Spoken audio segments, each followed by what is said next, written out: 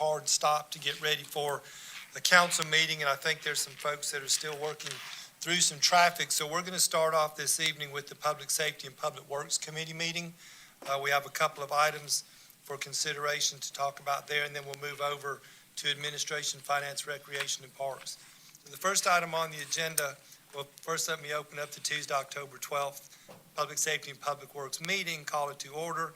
And then the first item is approval of the minutes of the Public Safety and Public Works Committee of August 10th, 2021. Do I have a motion to approve? Motion to approve. A motion by Councilmember Tyser. Do I have a second? Second. Second by Councilmember Judy. All in favor of the motion, raise your hand, and that's unanimous. Thank you very much for that. There's no public safety, fire, or police items. I'll call for Public Works. Item number 2 is for consideration for mayor and or interim city administrator to sign a memorandum of agreement with Beazer Homes for a shared stormwater facility and budget amendment in the amount of $176,000 to recognize that revenue and then authorize the expense. And I'll start with Mr. Skowski. Good evening. This item is another shared stormwater agreement. So in your package, you have a copy of the memorandum of agreement. There's nothing particularly unusual about this one. We've been doing a lot of work on pricing these, and the price was accepted by Beazer Homes, and we've received a check. It has nothing to do with the approval of the final plans and all of that, but their stormwater plan has been approved by EPW with a shared stormwater facility in the Myrtle Zion project.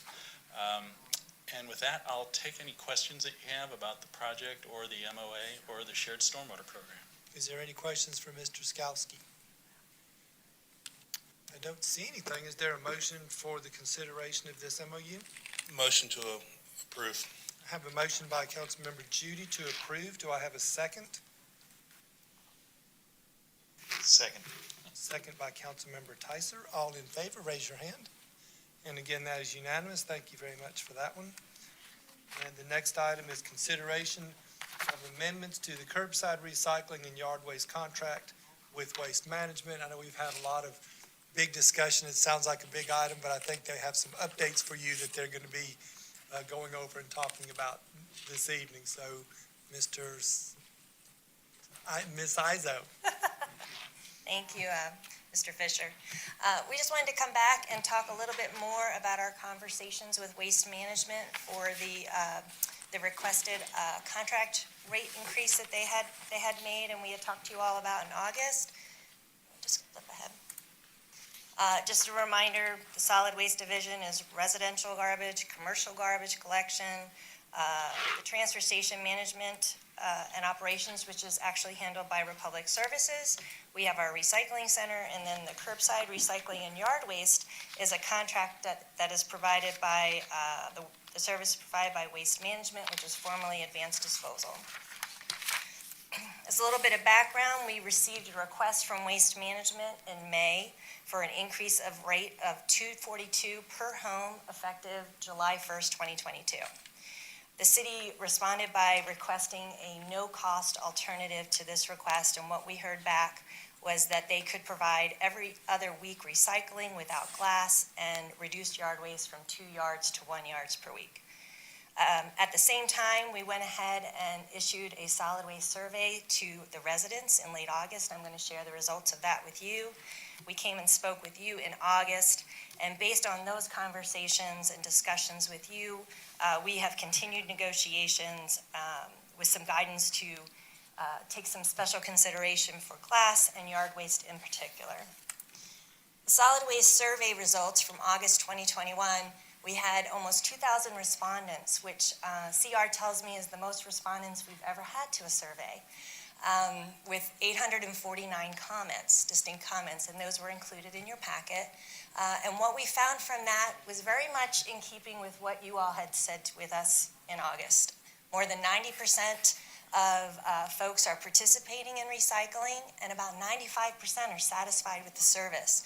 What we heard over and over again were kudos and positives for our recycling center, which was a nice thing to hear. From the yard waste side, we're hearing about 80% of our residents are participating, and a little over a third are doing so weekly, and then there are some that are bi-weekly, and then about another third monthly. And again, 90% were satisfied with the service, which again echoed that please don't change our service. The blue graphic are some words. You've seen these word clouds that are frequently, that show the frequent words that are used. We don't have to go back. We'll just keep moving.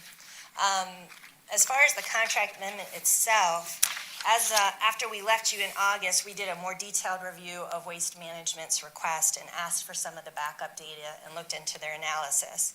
And through those conversations, we were able to reduce the rate adjustment request from $2.42 a home to $1.80 a home with no change in service.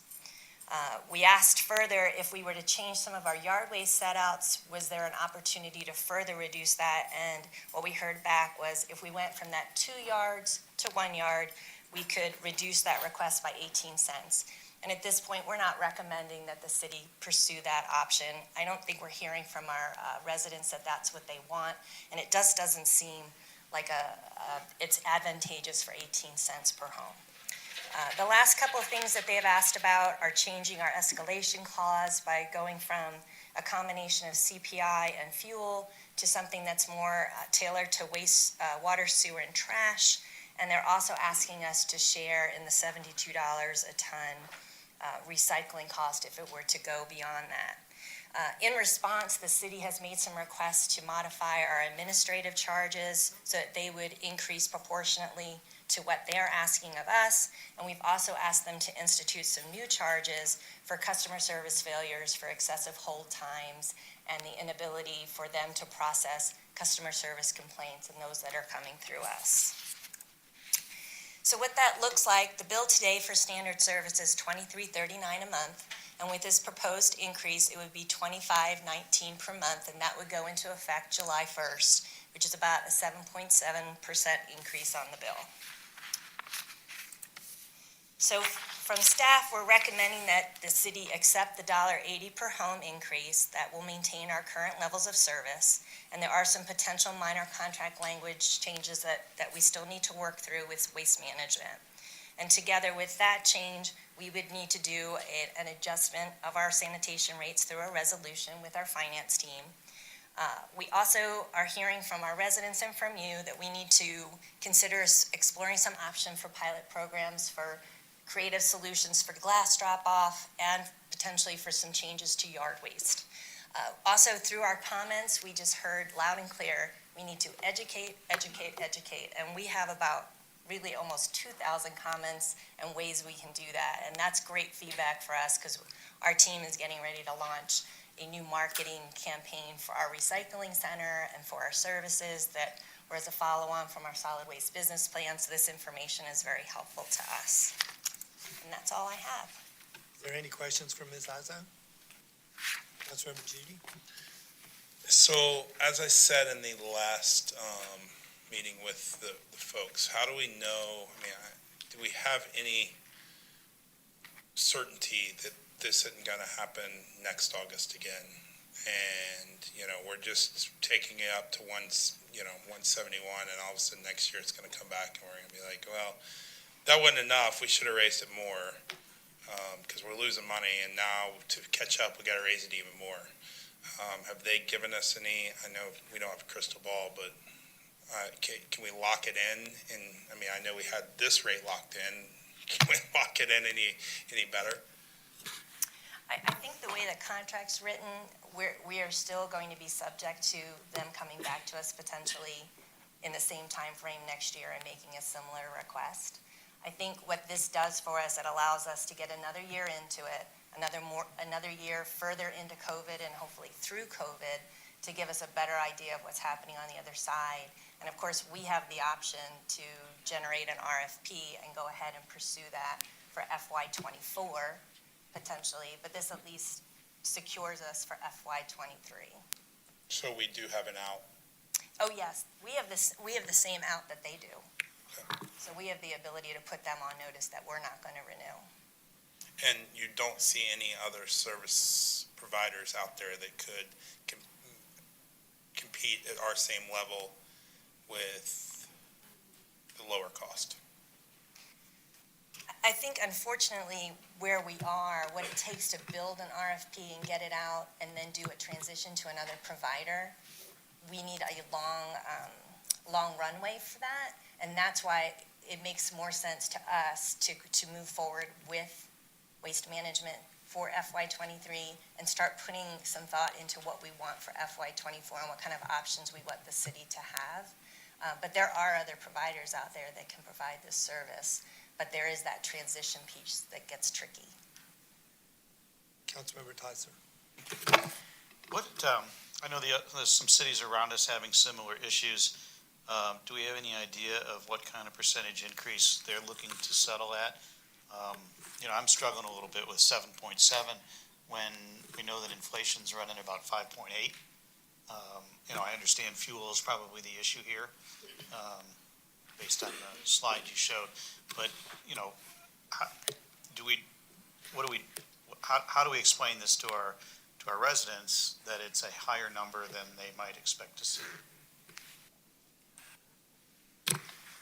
So, number one, the kind of increases we've been seeing in other contracts are actually substantially higher than 7.7%.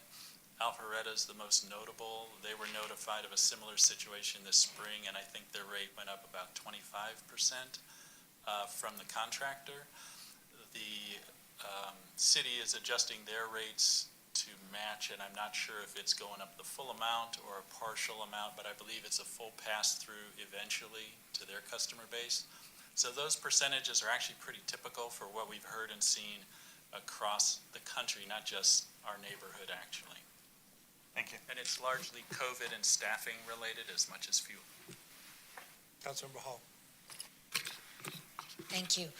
Can you please remind me, when you sent the survey out to the residents, were they informed that this was being sent out because of a potential rate increase and their answers could determine services that could be changed, or how was that couched?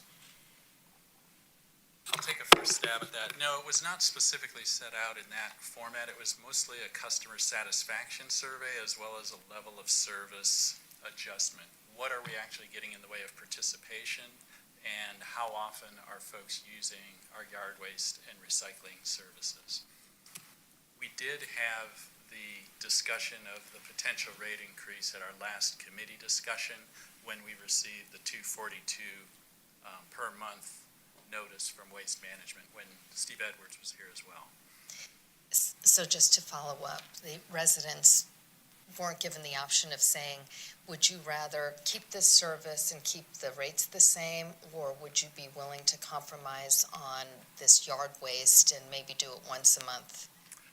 Yeah, that's a great question. Unfortunately, what we ran into is that the level of service reduction and the amount that could be saved was not even known at that point. And then when we did receive that information and feedback from Waste Management, it was so negligible, we thought at 18 cents a month, it wasn't particularly substantial or attractive to our customers or to the contractor, actually, in reduction of cost.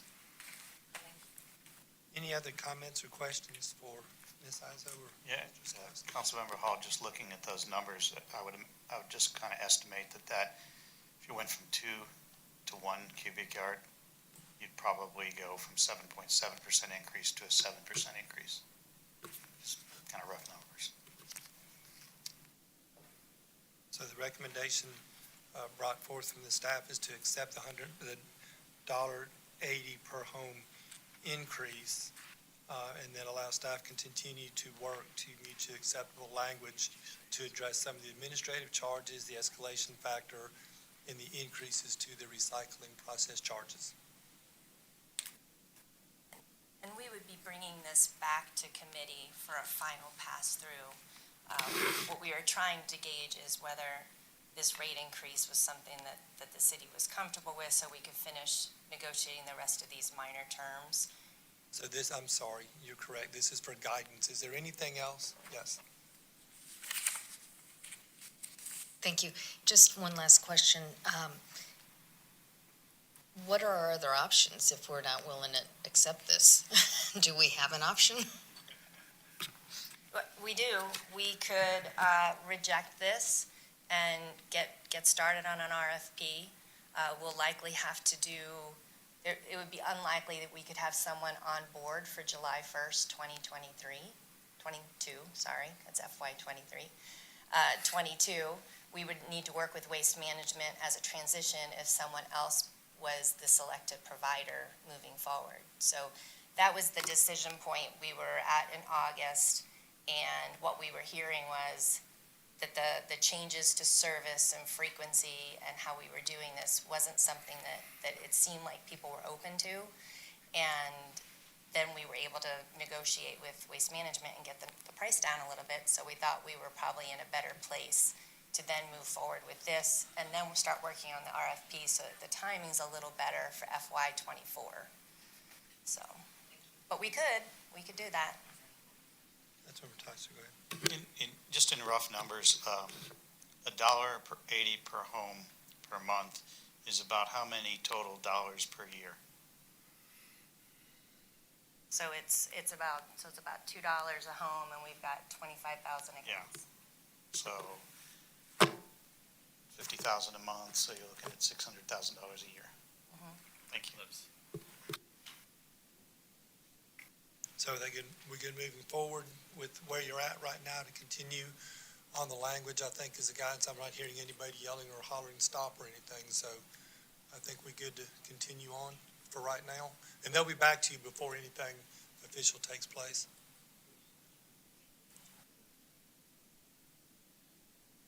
All right, I think that's all we have for the Public Safety and Public Works Committee, so that one is adjourned, and we will move over to the Admin, Finance, Recreation, and Parks Committee. I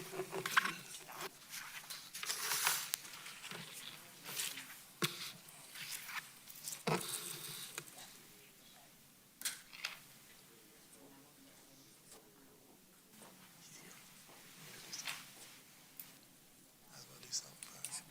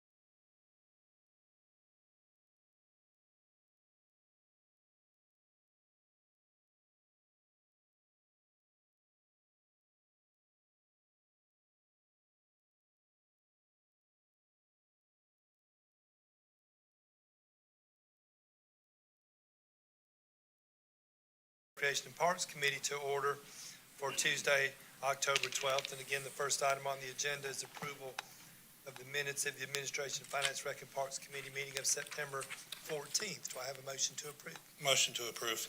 Motion by Councilmember Judy. Do I have a second? Second. Second by Councilmember Tyser. All in favor, raise your hands. And that's unanimous.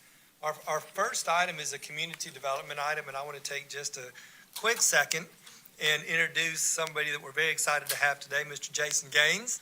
Jason is our new Community Development Director, and we're very excited to have him here. Jason comes to us from Cobb County, so he's been just over in Marietta, Planning Division, doing economic development work, doing planning work. Just really excited to have him here. He's a Georgia Tech educator. There you go, Georgia Tech educator. Masters of City and Regional Planning and Bachelor of Arts from Miami University in Oxford, Ohio. lots of certifications from the American Institute of Certified Planners, a certificate of local government management from Carl Benson, which I thought was pretty cool. And then through continuing education, working with Georgia Academy for Economic Development in Region 3. So just a lot of character, a lot of qualities, a lot of personality, a lot of energy. So we're excited to have Jason here. We just can't wait to see how that department moves forward with the team that we've got. So welcome, Jason. All righty, we'll start it off now for item number 2, which is consideration of the scope for the revision of the Unified Development Code. Ms. Bromberg. And team. I'll get started and I'll hand it off to Jackie Dybel to get into some of the details. This is just a reminder that back during the approval of the fiscal 22 budget, Mayor and Council did ask for, based on the approval of the budget line item for a review of the UDC and recodification of it, that the scope of work be brought back for your review and approval. It was brought back and we decided to defer it to give Jason a chance to take a look at it. You have a hard copy in front of you of the version that has the track changes of the recommendations that Jason worked through yesterday to add a couple of things to it. But by and large, most of the content that's presented to you before is not changed as far as the approach, the process, the intent to take the document that we have today, compare it to the comp plan that we're hoping you'll adopt in just a couple of minutes this evening, as well as the other items that we know we're working on, not only with the comp plan, but the strategic plan and other plans and documents that we have adopted here in the city. And I'm going to have Jackie talk a little bit more about that, but just to let you know that we have gone through and done what you asked us to do. That's what's presented to you tonight. This is a process we haven't necessarily done with you before as far as bringing a scope of services to you. So we are looking for guidance on exactly how you want us to move forward after you look at this tonight. And I'm going to have Jackie just kind of go through the outline of the scope that's there in front of you and the approach to the work. Good evening, everyone. So basically, the purpose of this, as stated, is to update the development regulations, create regulations that address the market trends, and incorporate our best practices here at the city. We want to work to amend outdated standards that we've seen happen here with what we have currently, and create clear definitions and terminology, since we know we have some contradictions here and there throughout the code. And there are some definitions and terminology that might be outdated, and so there are some new things that we feel that might need to come in. So for the scope that we have before you, public involvement. Obviously, we'll have a creation of a stakeholder committee. When we did the UDC back in 2012 through 14, we had a stakeholder committee throughout the entire time. We would obviously want a committee again. There'll be public meetings, public hearing process, meetings with the mayor and council. That was extensive during the last one. And of course, meetings with other boards and commission members to get their feedback related to their portions of the Unified Development Code. Phase 1 will the person that we hire will be reviewing the existing code, taking a look at what we have currently. They will be reviewing the 2040 comprehensive plan. As Lenore just stated, we'll hopefully with adoption, maybe not a couple minutes, but maybe about an hour or two based on tonight's. And then review of the city of Roswell strategic plan that's been adopted, and other master plans from other departments within the city, like transportation, rec and park, public works, finance, anything that is relevant that should go into the Unified Development Code. Phase 2 will be identifying solutions and approaches. So we'll want the consultant to identify the approach that they want to take, and then present that approach and to the public and stakeholder committee for input.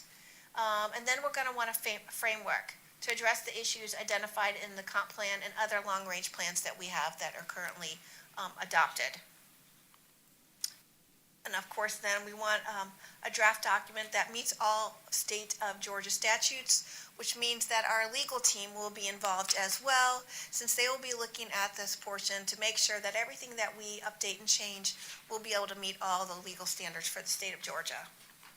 And then finally, once we have a draft document, it will be going through the public hearing process, which throughout the time frame, you'll have a lot of public improvement, but there will be an actual public hearing process, which means it'll go through the planning commission and then the mayor and council, of course, for adoption. So I believe that is all that I have. Oh, qualifications. So we also put in here that we're gonna want the consultant to have, of course, certain knowledge of codes. And we are also hoping that we can do this within the next 18 months, maybe sooner, depending on the time frame. Do you have any questions for staff? If I may, before we open it up to questions, I did want to just add a couple of things to this, just to make sure it's very clear. We clearly have the comp plan that's going to be coming before you tonight.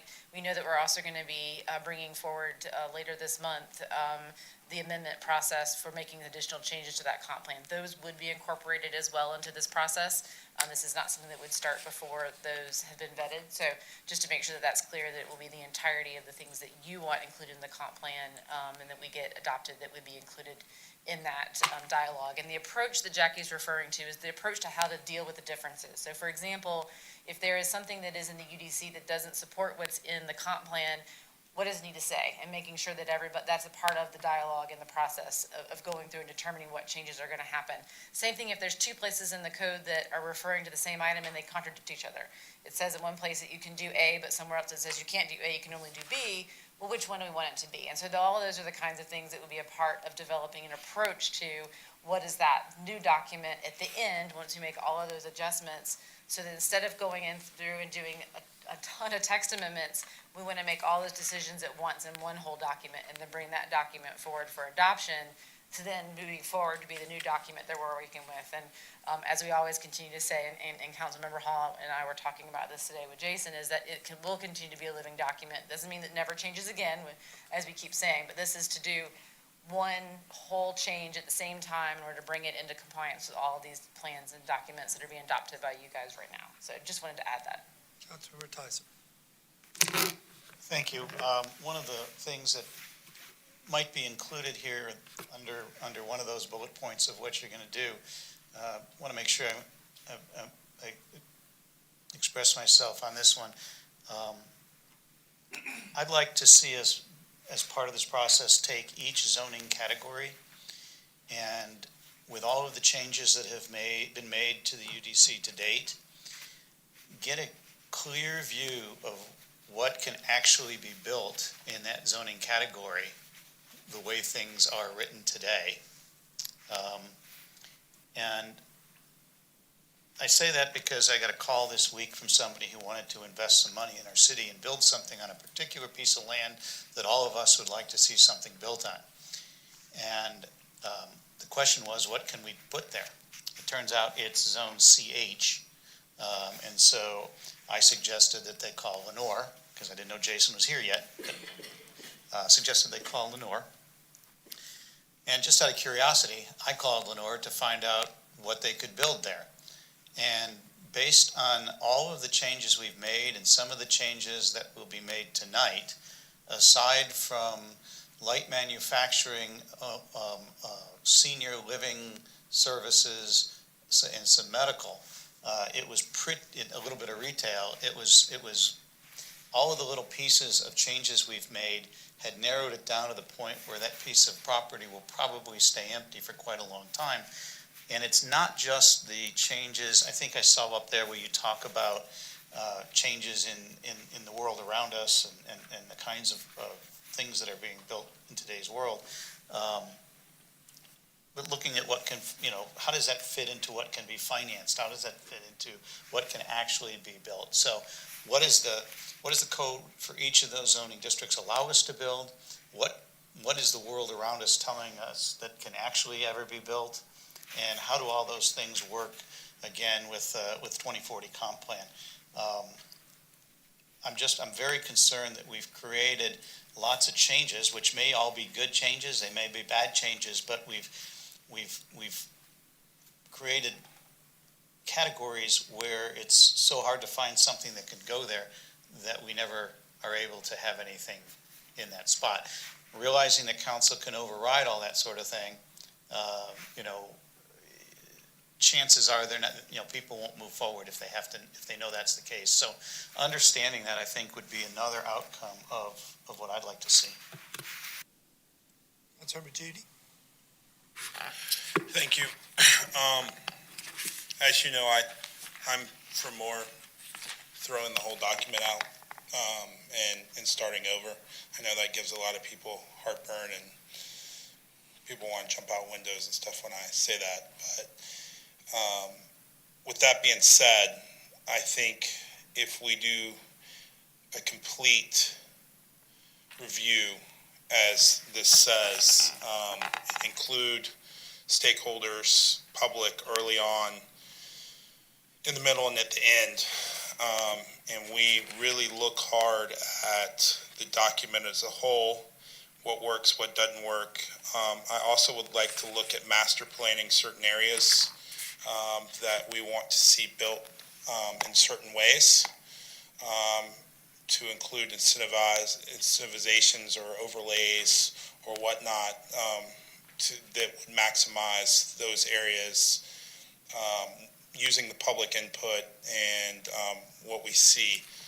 Because right now, I think the document, to Mr. Tiser's point is, or Councilman Tiser's point is I don't think anybody really knows until they dig into it, and then they see, well, this contradicts this, and we're going to do this, and we're going to do this. It just needs to be clear. And if we can come out of this process, even though I don't really care for the document at all, with a clear picture of what we want in the city of Roswell, and I don't know what that picture is because we haven't gone through the process since 2013, 12, 13, 14. Lots changed. So we need to really, really reach out and make sure it's not just a small group of people that have time that are involved in this process, that we're across the board, getting out there, really making sure we're getting the public input, the business community input, looking at neighbors and talking to people in those cities that are doing projects that we like. This really needs to be so comprehensive if we're going to do it, that when we walk away from this process, that we have a document that's clear, and along with our 2040 plan, our strategic plan, we're able to say, somebody comes to Roswell, hey, look, here it is. Here's what we want here. Here's how we can help you. Here's what you can do if you do this. And we really know how to revitalize the areas around the city. So that's my largest problem with UDC. I would like to throw it out, but if I don't think I have the votes. But if we have the ability to really do a comprehensive review, then I'm for that. Councilmember Wilson?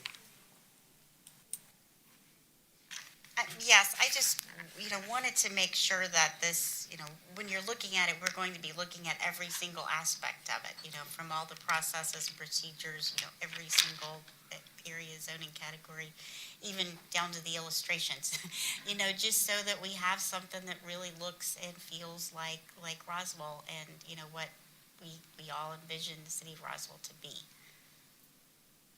So. Thank you. Councilmember Claremont? Thank you. So as always, I'm certainly supportive of always looking for improvements to our zoning code, and it is as stated, it's a living document, and obviously if we find a opportunity for improvement, we find a loophole, we find a weakness, we need to make that better, and so that's a process I certainly support. I certainly think that more money is being spent on it than needs to, but I know the majority preferred to allocate that amount of money, so that's no need to discuss that tonight. But what I want to discuss is really the resident impact, and basically here's what my concern is, and I think we can certainly remedy it by just making it something along the lines clear in this proposal, and that's what I'd like to discuss with council, is residents, they face great concern and a great amount of stress when they feel that their neighborhood's going to be completely changed. We've witnessed it multiple times, whether we look to 12 Stones and the development right next to there, if we look to the proposed sassafras that was possible and available in 2015 before a lot of these 2016 amendments came. And I probably, if I opened up a map, I probably could come up with 10, 15 more examples, just as I'm sure all this council could. And so my concern is, if we're telling the public, hey, we're gonna go to scratch, and we're gonna take away the protections that that were so helpful for these residents to have stress reduced, then I'm just really concerned that's gonna cause a lot of, again, I think unfair stress to the residents that for a while now have known that the highest densities can't go within their neighborhoods, and that their neighborhoods would not be completely changed. So that's where I'd like to discuss with this council. I think there's certain updates that have been made that it'd be really nice to be able to show to the residents, don't worry, this protection will remain. And I think it even comes up with the contradictions. I'll actually give an example of a contradiction, or at least a perceived contradiction from developers. So there was a change made in 2020, which made it just basically, prior to that, apartments could go almost anywhere in the city, and or to at least to a much larger footprint, to much more areas. And then basically something was changed where basically the intent that was provided to staff was really wanting to make sure it's targeted for more walkable areas and things like that. And so a contradiction was, staff then said, okay, here's a way to do it, and staff executed, and it was done, and it's worked. But then a contradiction is, for example, I believe it's RX. So there was a developer that wanted to put a large apartment complex in between a bunch of single-family homes in RX, and then was found that because of the new update, the apartments couldn't go there. So the apartment developer argued it was a contradiction, said, hey, look, RX, it says, one of the things that's conditionally available is apartments, but you're saying that apartments can't go here. That's a contradiction. Well, in reality, what I was educated on was it needed to stay a choice within RX because there are some RX zonings that have apartments, so therefore we couldn't take that out. But then at the same time, the intent was that in the middle of single-family homes, we shouldn't have apartments in those certain areas. So I guess that's where I think there'd be a lot more comfort for a lot of residents that, again, do want to see some improvements made to the code, if there was confidence, if we just had something documenting that some updates that we've made, really the intent of the updates and protections are going to remain. Wording might be updated, some other parts where it should have been updated that it wasn't, it's going to be done, but I think there's something that we should do to show that protections are going to stay, and I'd love to hear from council thoughts on that. Thank you. Councilmember Hall. Thank you. Yes, I agree. I want to make it clear that any of the progress that's been made on improving the UDC from its original form, that those protections stay in place. But also, as I listen to Councilmember Tizer and Councilmember Judy on their requests, the original purpose of this, if I come back to it, is because there were 4 years or 5 years of changes to the UDC, and there's been some acknowledgement that maybe pictures or depictions that are printed in the UDC don't match some of the language. And my understanding was the purpose of this RFP was to go back through the UDC and really address those things, those inconsistencies, and correct it, not necessarily create a new document. And part of that was to also acknowledge the comp plan. So I feel like this has become a completely different animal from when we first discussed and approved the 300,000. And I just would like some comments on that, or if that's just my perception. I'll take a stab at it.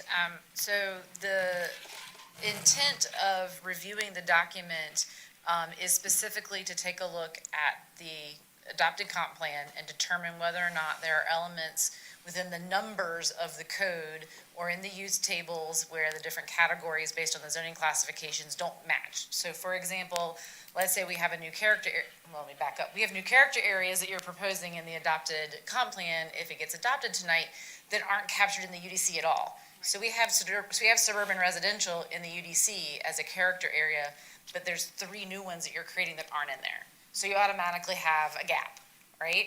Well, we also have modifications that we're making to the character areas and the compatible zonings within those. That too carries forward, even though we don't have every single one of those repeated, there's references back and forth. And so we need to make sure that those are consistent to what you adopt in the comp plan. So that's step 1. The next part of it is to take a look at anything that contradicts within the code itself or any other plan that we have. For example, if the transportation master plan has something in it, we've made a lot of changes to keep up with it, but we need to make sure that there's a thorough review of that entire document to make sure we don't have anything that differs from what that intended, that plan is adopted. So those are the things to review against the adopted documents, and then within the document itself is look at the UDC and say, with a thorough review of everything, I think looking at all of the zoning classifications with all of the uses in one area is an excellent idea. It's one of the things we've done in looking at the comp plan and presenting it to you to be able to show you, here's the zoning character areas, the zoning classifications and the compatibility so that you can see them all in one place, because it does help paint that picture of what it is that you're establishing in those areas. So the same kind of approach in that. There are, possibilities of terms that have been used that contradict each other. Maybe we use the one term here and somewhere else we start using a different word, and it just creates confusion. So let's make sure we've got consistency in those.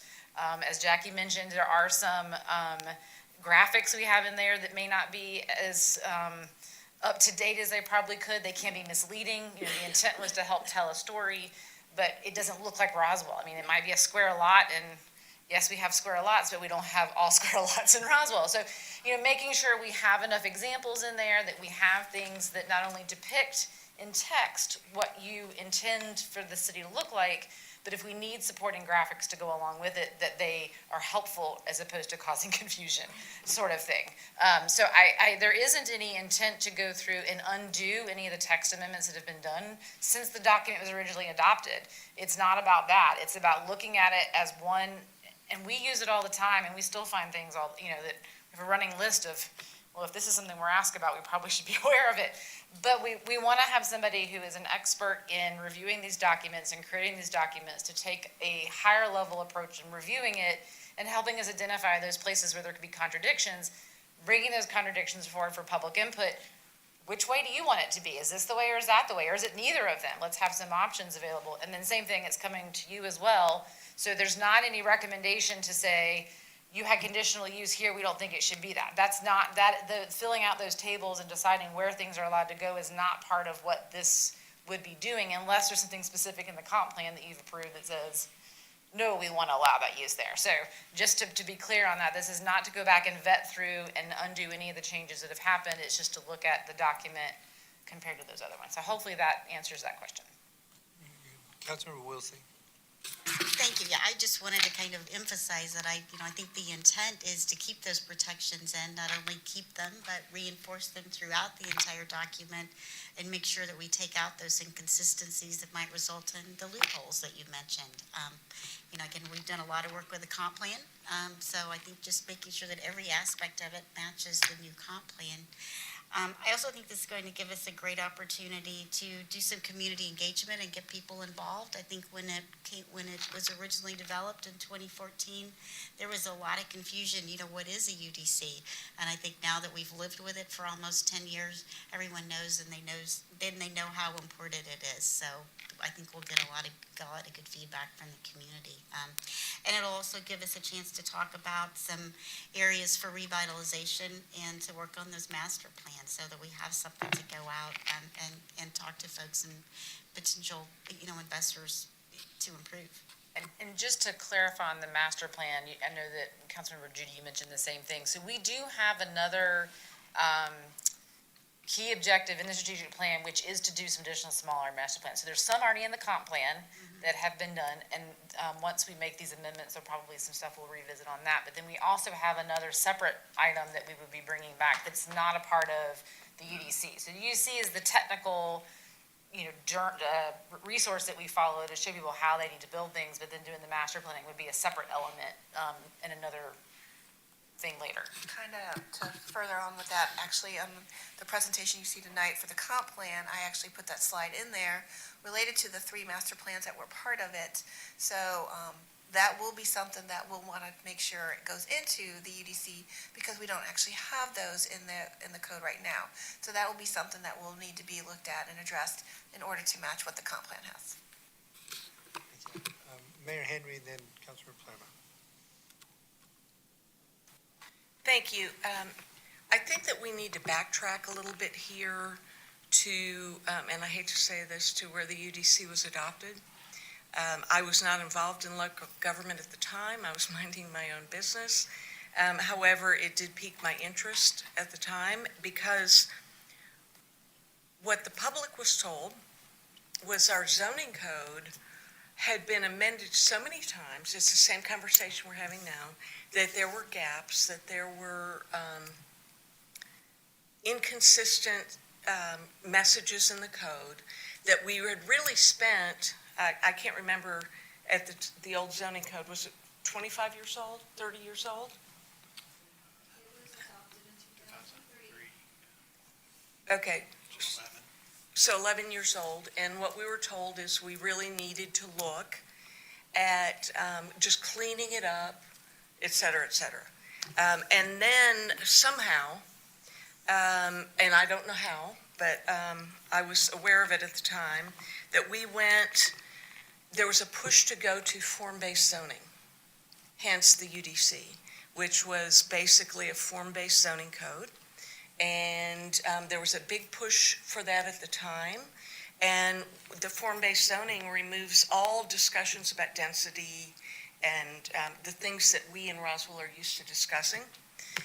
And there was a lot of consternation about it. There was a lot of angst because people, just like the conversation we're having today, people felt comfortable because people got out of their houses, they came to council meetings, they came to committee meetings, and they came to make sure that their neighborhoods were protected and the things that they wanted to see in Roswell, they would see, and that other, quote, bad things couldn't happen.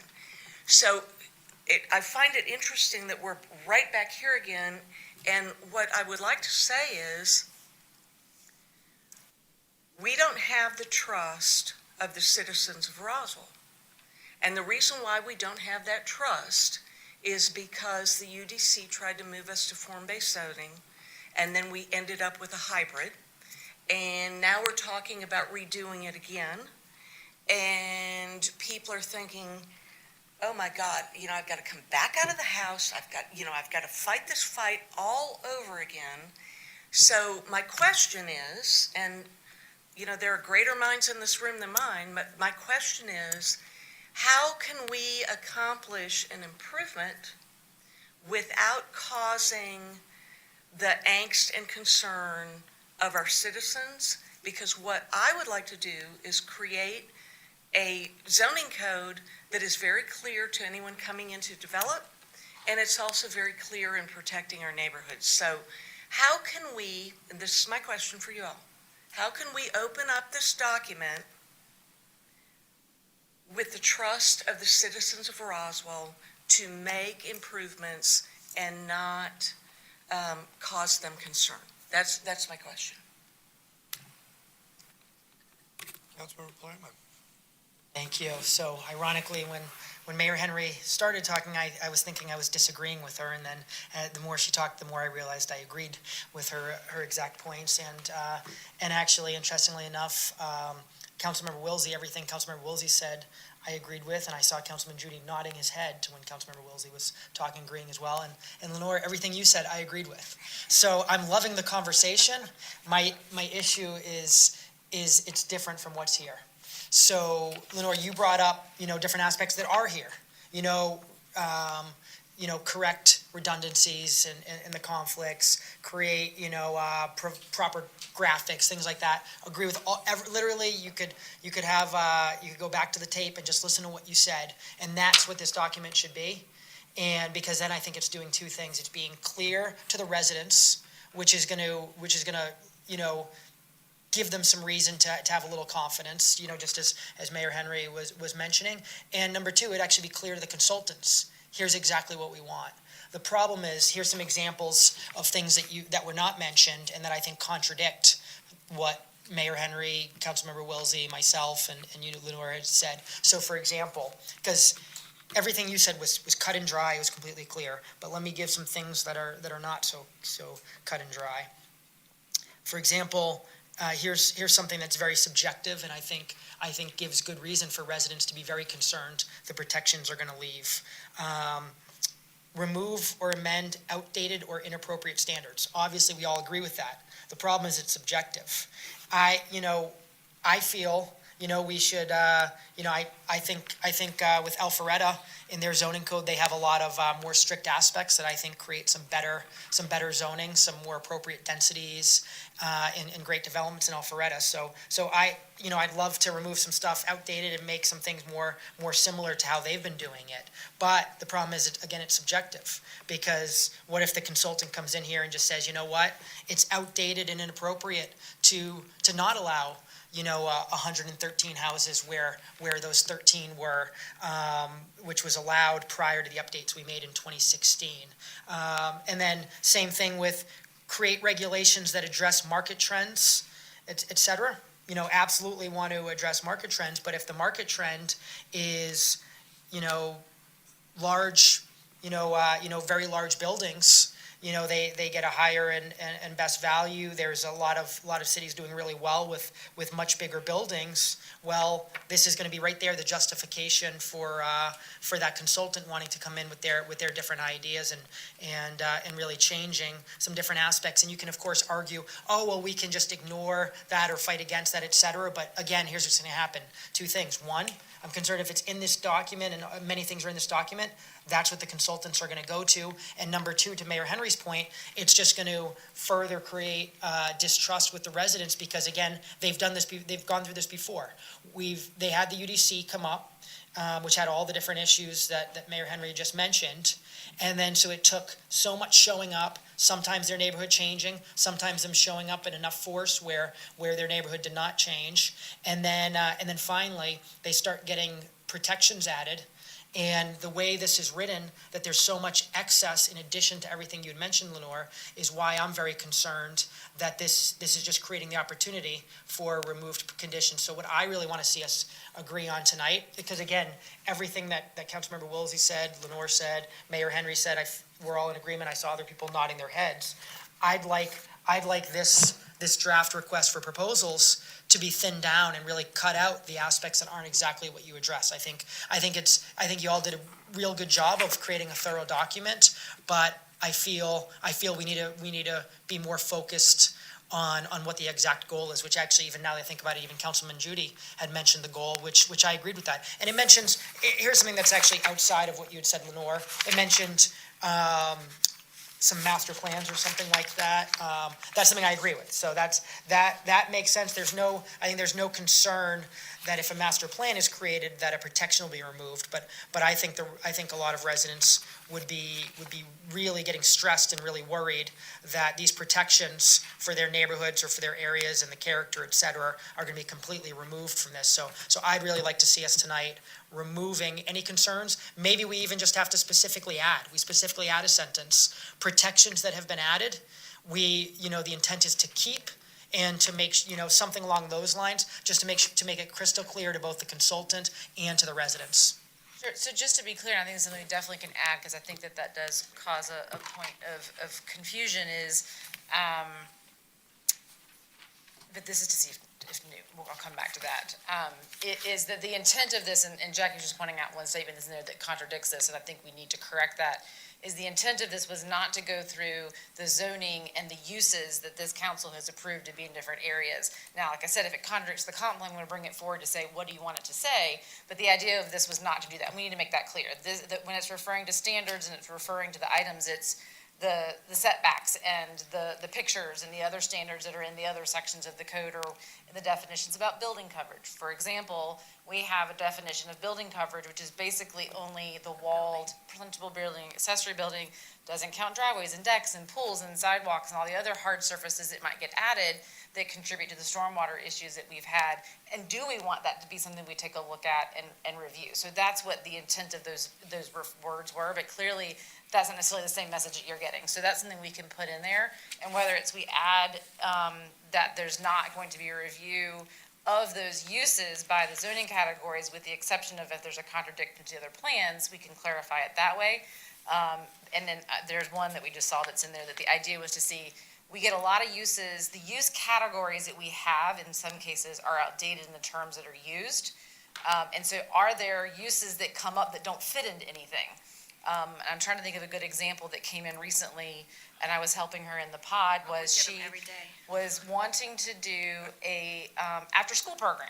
So it wasn't a daycare, it was for, say, middle school age kids in an after-school program, and if you looked at what her services were and how she fits into the state requirements, it didn't fit specifically into any category, and when you tried to find the next higher up category that worked, like, it was, a public school, or it was something that did not work with where she wanted to go, even though the type of service she's provided might. So that is the only time where we had a conversation because of that very reason is, let's look at the names of those uses, and are they still appropriate as far as those words, and are we missing any? Do we have something that's never gonna happen, and they don't exist anymore, we wanna get rid of them, but not from a where can they go perspective. That is 100% up to this body to make those determinations. So that is something we can definitely make some adjustments to this, because that is a concern that you're Yeah, and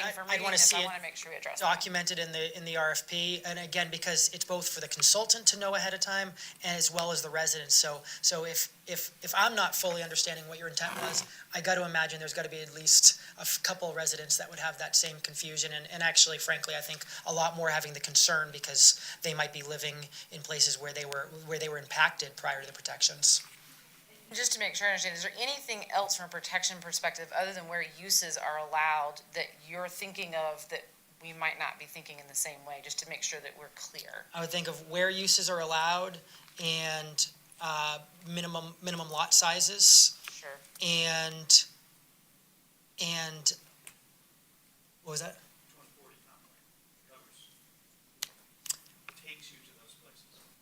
To a degree, yes, but again, so I don't disagree, so that's why I think we're all in agreement, because the 2040 will align with that, but just where they go, and then just the rule, just the goal and the intent of encouraging mixed use and things like that, where we do the mixed use type stuff, yeah. So those are the concerns with the protections that I think residents would be afraid by just reading this without something clearly stating that they're thinking this is to get rid of that. And just to reiterate, none of this would go forward without your approval. So even if the consultant did come and say, have you considered this? Yes and no, thank you. But I also don't want to, I don't want to waste our time. I don't want to waste residents' time. I think this is an important initiative, and I want to make sure consultants from the very beginning know what to expect, just like residents know from the very beginning what to expect. Absolutely. Thank you for that. Thank you.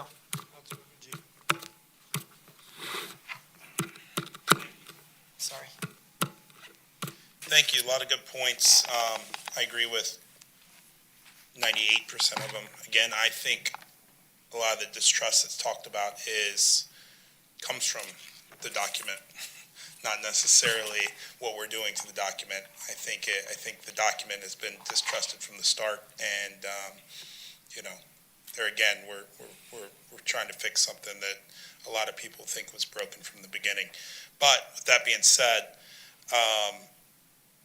I agree. I think on the use end, a good example would be earlier this year, we had a daycare come through right in the middle of a bunch of neighborhoods, and you looked at the permitted use table, and there was, I think, indoor dog care, shooting range, some things that really stuck out like they shouldn't be there.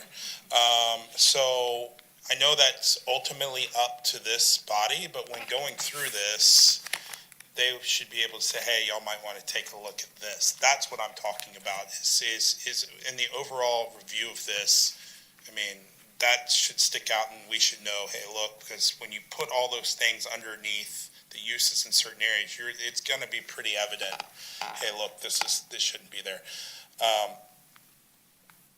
Two, I think that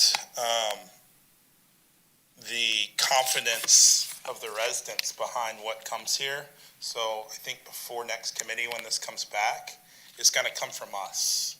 If we're all not on the same page and we all don't want to do this, and we have certain members of council or, whatever saying, hey, it's a waste, it's a witch hunt, it's this, that, and the other, then of course the residents are going to be upset.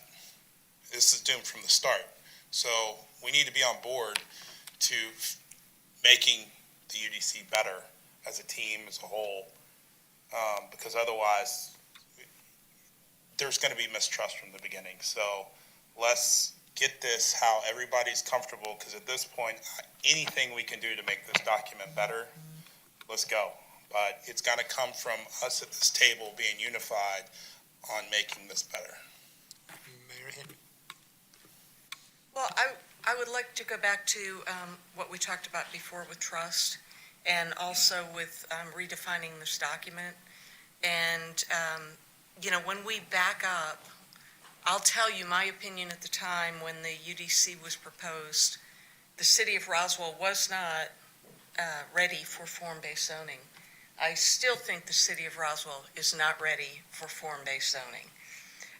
So we started off with a document that was way ahead of its time. I don't know that it would ever be part of Roswell's time. But going back to the confidence of the citizens of Roswell, we were told at the time that the UDC was being pushed forward that nothing would change in our neighborhoods. So here we go again, nothing's going to change in your neighborhoods. So what I want to make sure is, as we go forward, that we are very, very clear. Things like uses aren't going to change, lot size, whatever the case may be, I think we need to be very clear. The other thing I want to be clear about is I certainly do not need a consultant that is going to decide something like form-based zoning is good for Roswell. That's not what I'm looking for. I am not looking for a consultant to back me into a corner in a public meeting because they're proposing something that I know darn well isn't going to fly in the city of Roswell. So I would like to rein in the expectations of the consultant. I would also like to put the assurances in for our citizens, our business owners as well, because, we've got those issues on top of it. So my goal is to improve the document. My goal is not to slip something through or, do an end around and maybe put a new idea in.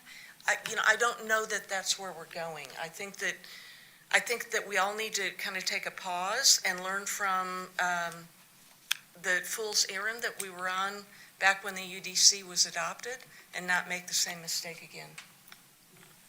Thank you, Councilmember Palermo. Thank you. Yeah, I agree. I agree with all of that because again, that goes back to my subjectivity. Could you have some consultants explaining market trends and best practice? It's really tall, buildings and form-based code, and just they're pushing that it's got to be more like that where that doesn't fit in with the character and creates a lot of stress and anxiety for residents. So I guess my question is, I was actually kind of amazed to see the consensus on wanting to make sure it's crystal clear on the protections around lot size minimums, uses, all the stuff mixed use stuff we had mentioned, as well as actually I loved the the example Councilman Judy had of actually finding there's some that might not be appropriate in the area, but do you feel it's clear enough, and possibly to remove some stuff in here that's separate and distracting from what these goals are that we've all discussed? Do you feel it's realistic to be able to have this ready to come back to the October ComDev committee meeting? In which case, I'd like to motion to move that forward to the ComDev October committee meeting. What we're doing actually. With all the changes we discussed. I think, Councilor Palermo, what we're doing is we're just taking that guidance today. Okay. So the guidance is fine, I think, been very good, actually. So if you're able to bring that back, we'll just continue to move forward at this pace with that guidance and bring it back. Anything else?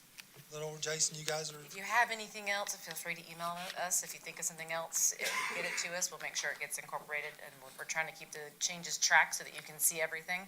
I know it can be hard to read sometimes. If you prefer a clean version, just tell me. And thank you. all right, thank you very much, good discussion. We're going to move over to Recreation and Parks. There are a couple of their items. We have one item that I absolutely want to make sure we get the presentation in on. So I'll go to number 6 to start with, which is consideration of a resolution to submit a pre-application for a 2021-2022 Georgia Outdoor Stewardship Program grant from the Georgia Department of Natural Resources for $1,181,062. And I'll turn that over to Mr. Leatherman. Thank you, Mr. Fisher. And want to also thank Danny and the Grants Division for helping us get to this point, for making a recommendation.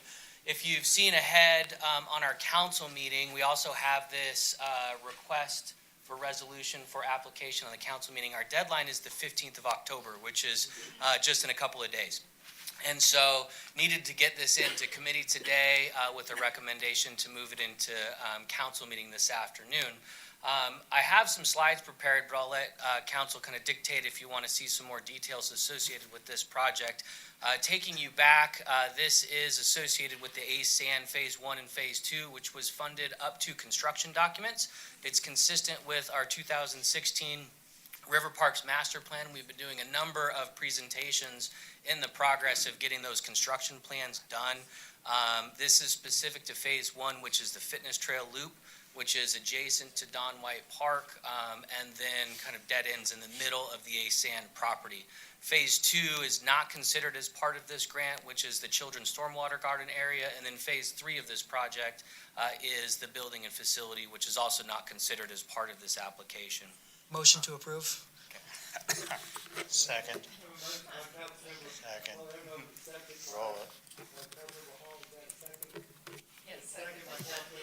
All in favor, raise your hand. And I don't think they need any pictures. Yeah, that's right. Thank you, Michael. I'm getting the next one up. Yeah. And the next item is a presentation of the Jeff Pruitt.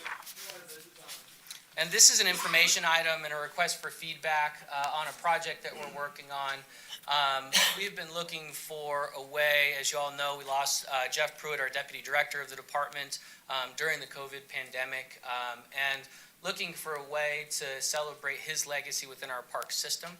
And the Old Mill Park area is one of his projects that he worked on, also one that he was rather fond of, just in the connection of our community history and recreation. And as you well know, we recently approved a contract to start working on the hillside.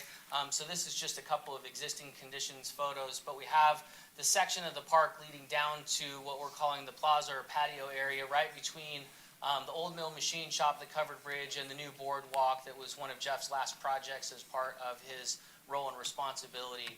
And looking at that shotcrete design, this is also part of the construction project that will be moving forward on that hillside.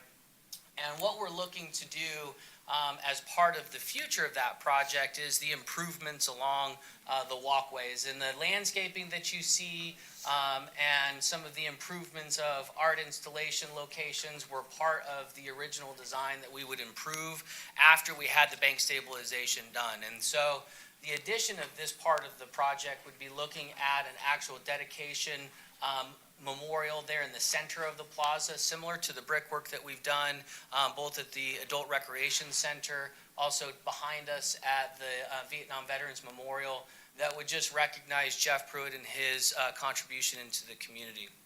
Our Recreation Commission policies require the commission to approve anything in Old Mill Park so that we have a layer of approval and protection. But we wanted to bring that for feedback to council that I could then take to the commission as well in this design and consideration. Some of the other elements of this project, I'll flip down one more, will give you just kind of a sense of some cafe tables and some other ways to enjoy kind of the park amenities in this space. It's a really nice area to grab a lunch in historic Roswell and to be able to walk down and enjoy something along the covered bridge area and the creek area adjacent to the facilities as part of the improvements of that space in the existing location. With that, be able to take any feedback or questions that you may have. Any comments or feedback for Mr. Leatherman? Okay. This will go to commission for consideration in October and November, so we'll continue to work on concepts as we move forward. So just out of curiosity, sorry, I do have a question. So I think it's great, both the honoring Jeff as well as the plan here. The table and chairs, are those things that would be brought out and then put inside, or those permanently outside? Yeah. Does it get real windy there above the sometimes? Great question. So there's a couple of different ways, and we've actually been doing quite a bit of research. When I was in Nashville a couple weeks ago looking at some of their river park systems and what they're doing, and they've got some high top tables like this and some Adirondack chairs and some other park features, and there's a combination of fixed assets, meaning that they're bolted down and secured to the space, and then some that they bring in and bring out. In my mind, these would be more of a fixed asset. Unfortunately, we do have instances where people feel like it's a funny thing to do to throw our garbage cans in the creek and then we've got to go fish them out, and those kinds of things. And so in these cases, we would look at either a combination of affixing them, bolting them down to the concrete essentially, or we've kind of tooled around with a couple of different ideas. We also think that this location right here can be potentially part of the machine shop use area when we rent it out. And so these could potentially be a fixture where we would bring out as part of special events and maybe be a different caliber of table and tabletop design that wouldn't necessarily be as weather resistant as the ones that you would have out permanently. But looking for a combination of both, to tell you the truth, and kind of balancing some of the experiences that we have with vandalism with also trying to create some unique spaces, especially around this location. It's such a nice place to be able to go and hang out. And so to create some, I'll call it kind of more upscale seating opportunities for lunch or just hanging out with family is the general idea. Yes, Councilmember Hall.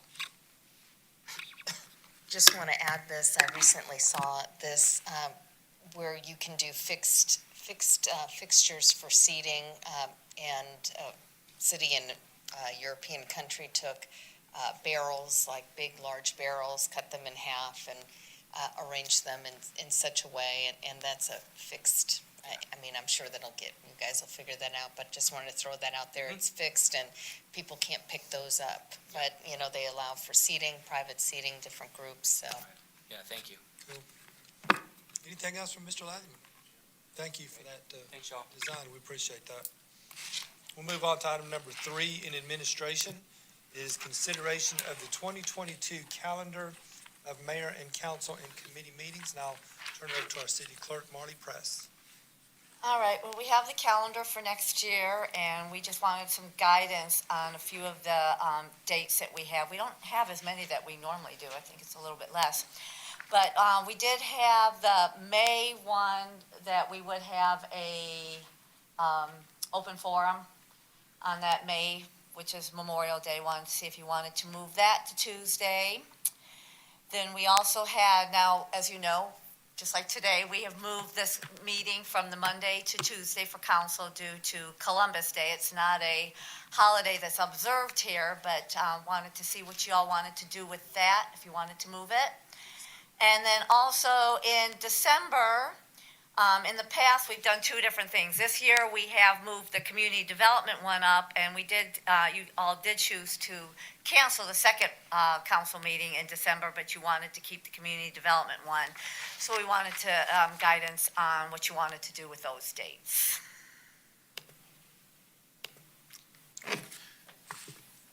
I think Mr. Tizer should make all these decisions. He's not going to be here. I would be up just keeping it like we did this year and move the dates to just like we did this year. Move the Mondays to a Tuesday and if it co-locates with the committee, that's fine. If not, just move it to that And then- Tuesday like we've done this year. Because I assume fall break is during Columbus Day next Yes. year again? Yeah. So, yeah, I think we do it just like last year, and then, again, even though I have no problem being here at the December 26th, at the same time, if there's big items, I think it is tough for residents with travel, et cetera, or whichever day you would have wanted to move that council meeting prior to us stopping that. Well, this year it's canceled. I mean, we're not having. Right, I'm saying we should repeat that. Yeah. Oh, okay, Yeah, right. that's what I'm saying. And move the community development up. Now, do you want to move the community development meeting up to like what we did this year to like the 14th? No, we would move it to the 21st. What we didn't want is we didn't want it between Christmas and New Year's, right? Right. Right, so right now it's on the 28th, and if you don't want it between the Christmas and stuff, like this year we have the council meeting, the committee meeting, and community development all that second Oh, we week. did kind it of. on the second week. Yes. What about just throwing this out there, and, obviously I don't feel strongly just throwing it out to council. What if we just, since it's the holidays, people are gonna start traveling, what if on the 13th, we did both committees and just have it be a little bit longer night? Will it be And all that- three and that way- committees? That way, people, they don't have to show up to both if there's just one they want to show up to. And then at the same time, if they're leaving town on the 20th, it's, they're not missing a committee meeting. I would agree with that. I'm Just good put with them all on the On the 13th. 13th? Okay.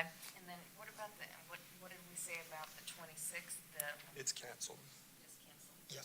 The fourth Monday meeting will just be canceled that month for council, like it is this year.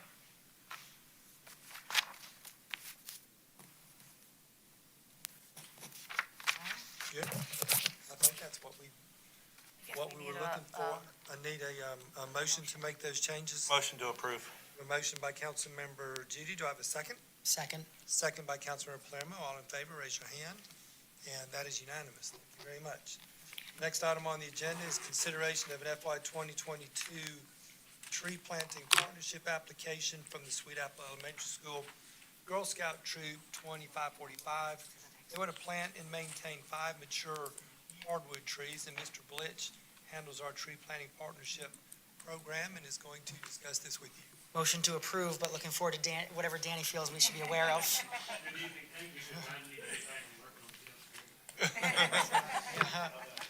Well, you haven't got a second yet, so you might have to sell some other Motion people. by Councilmember Palermo. Do I have a second? I have a second by Mayor Henry. Is all in favor, raise your hand. Thank And that is unanimous. Had I known, I would have pulled you up much sooner, Danny, but thank you. Yeah, Dan, you want to present, yeah. Dan, you want to present number 5 for me? No, okay, so, Danny, it's nice to see you. Thank you. next item on the agenda is consideration to award a contract to Bureau Veritas Technical Assessments LLC for the professional service for our FCA program, and along with that, the ADA transition plan in the amount of $572,609.20. So we did an RFP.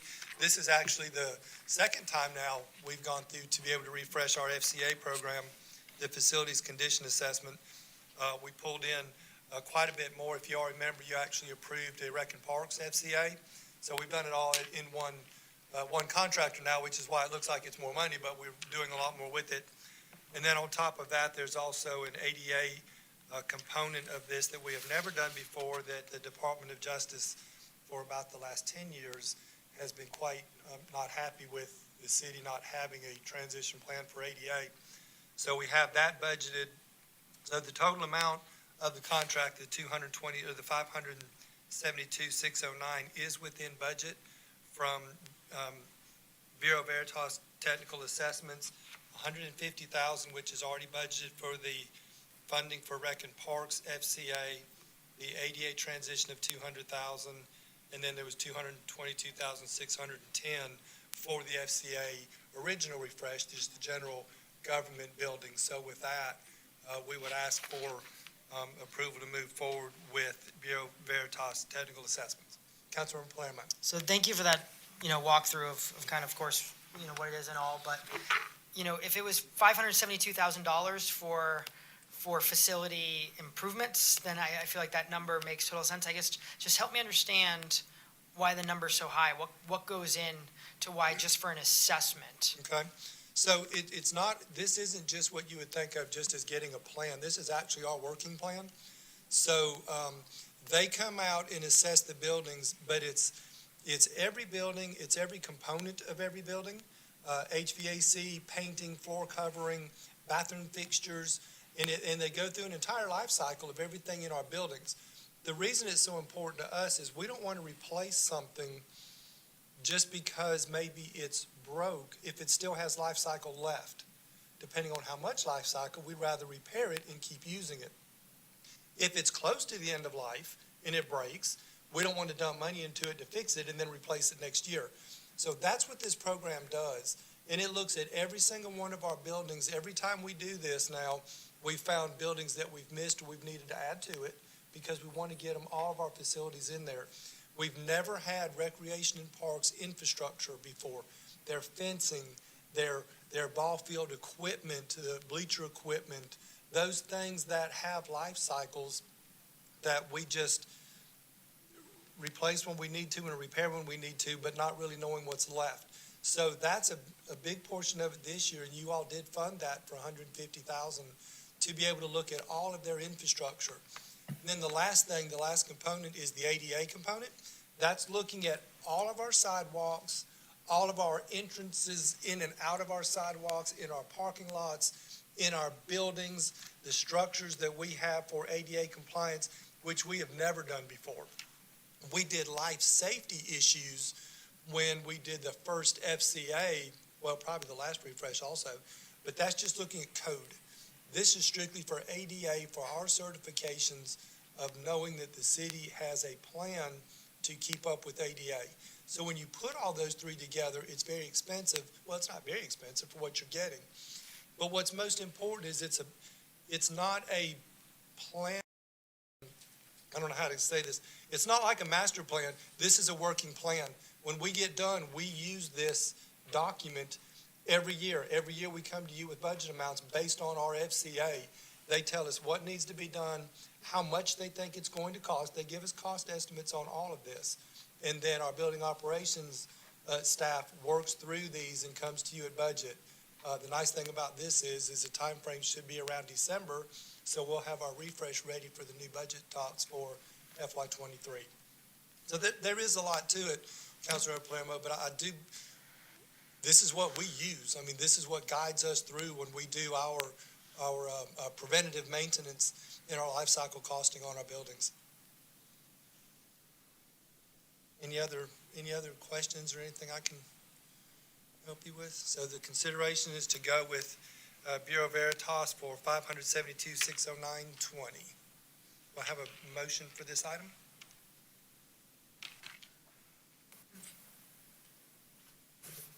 Excuse me, motion approved. I have a motion by Councilmember Tyser to approve. Do I have a second? Second.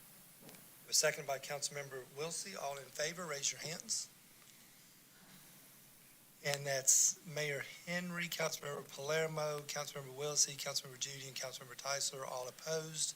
It's Councilmember Hall. Thank you. So that passes 5-1. I didn't count it when I went through. And I think that's all I have on our agenda, so this meeting is adjourned. Thank you all for getting through these. I appreciate it.